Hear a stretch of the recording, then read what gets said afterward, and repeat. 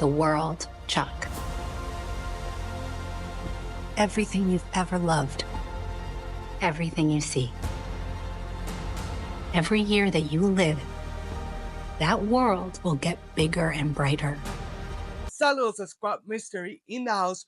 Y hoy vamos a estar reseñando The Life of Chuck, que es la producción más reciente de Neon en llegar a las salas, en este caso de los cines Fine Arts de aquí de Puerto Rico. The Life of Chuck es esta película que, si nos dejamos llevar por todo su material promocional, realmente no entendemos de qué se trata la película. De hecho, uno de los cartelones que decía Thanks Chuck es lo que básicamente me dejé llevar todo este tiempo antes de ver la película.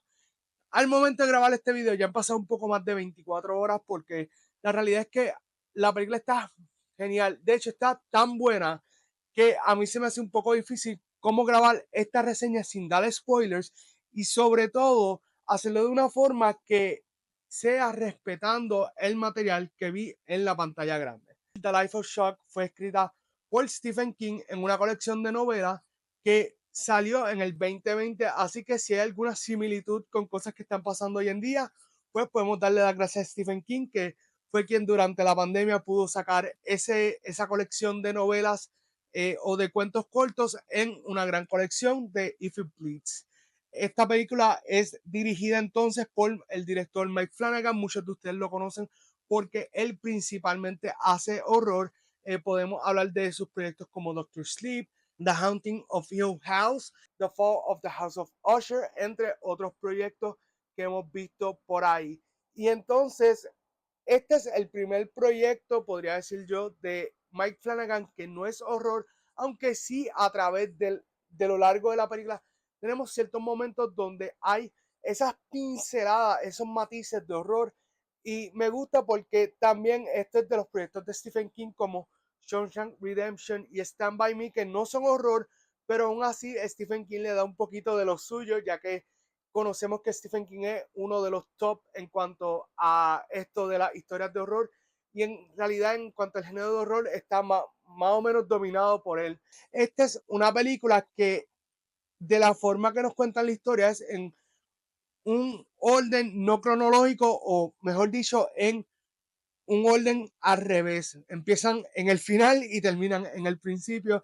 Esto lo hemos visto en películas como Memento del director Christopher Nolan o The Eternal Sunshine of the Spotless Mind, protagonizada por Jim Carrey, que son películas que nos dan un poco un orden al revés. También podríamos argumentar que Pulp Fiction hace también esto, pero en el caso de The Life of Chuck, lo que lo hace bastante particular es que al principio de cada acto tenemos un título y eso nos deja saber por dónde vamos y más o menos de qué se va a tratar este acto. Las películas normalmente se dividen en 3 actos, a diferencia de las obras de teatro que se dividen en 2 actos.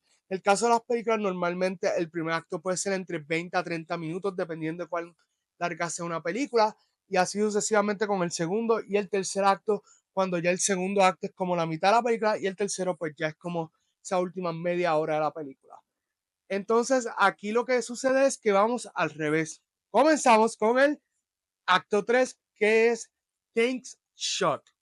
Y este es el acto que menos hace sentido porque no sabemos quién es Chuck. Esa es la pregunta de nosotros a través de toda esta primera sección de la película. Decimos, ok, pero ¿por qué estamos viendo la imagen de Chuck por todos lados? ¿Por qué estamos viendo letreros agradeciéndole a Chuck por 39 grandiosos años?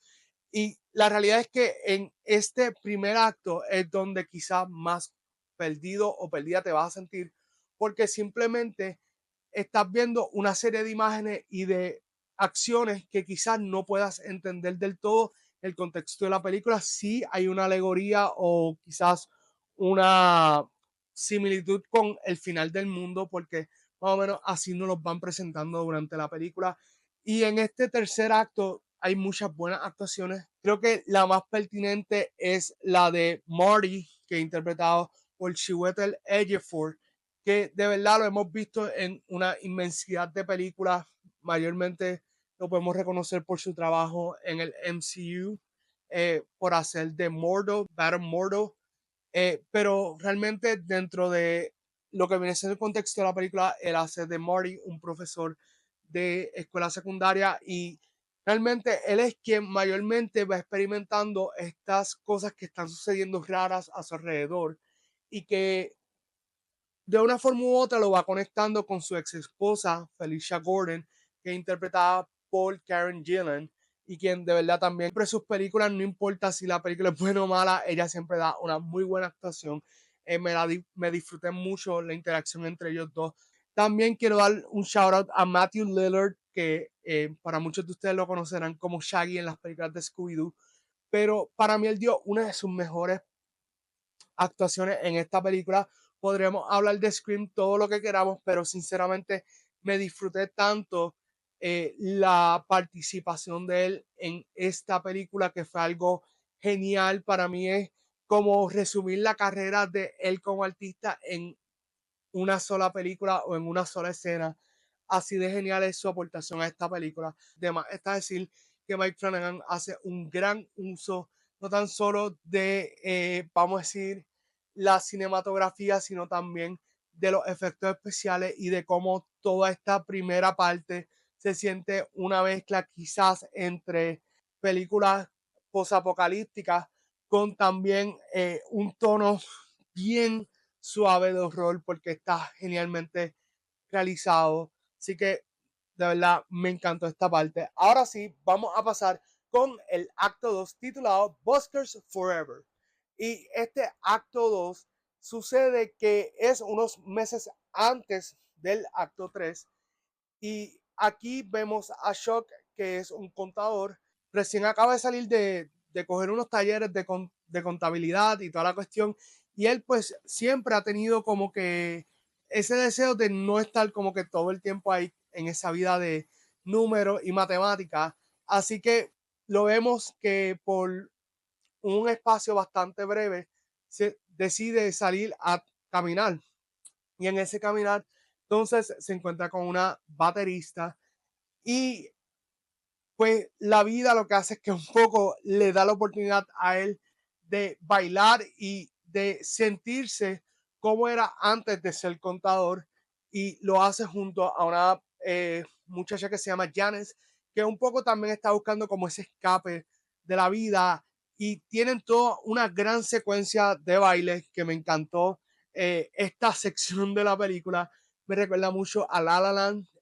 Claro está también emulando otras muchas películas que vinieron antes de La La Land, donde tenían secuencias como estas, con mucha coreografía, mucho amor, mucha pasión por la arte. Y sinceramente, esta es una de las partes que quizás la mayoría del público se va a disfrutar, porque si no han visto a Tom Hiddleston bailando, es tremendo artista. ¿Verdad? Me encantó que tanto él como la actriz que hace de Janice, ambos se disfrutan lo que están haciendo. Tú les ves esa emoción en la cara, algo sumamente genial, como ellos pues van de una escena que empieza pues bastante, vamos a decir, tranquila, que no está pasando nada, a de momento ellos son la vida, el alma de la fiesta y es una escena genial. Obviamente, segundo acto, me encantó, realmente este es el acto que quizás la mayoría de ustedes se puedan disfrutar. Pasamos al primer acto, que se titula I Contain Multitudes. Y en este caso, este ya donde empezamos a entender quién es Shock, porque entonces luego de haber visto eh, tanto de Shock de adulto, regresamos a su infancia y nos explican quién es Shock desde pequeño.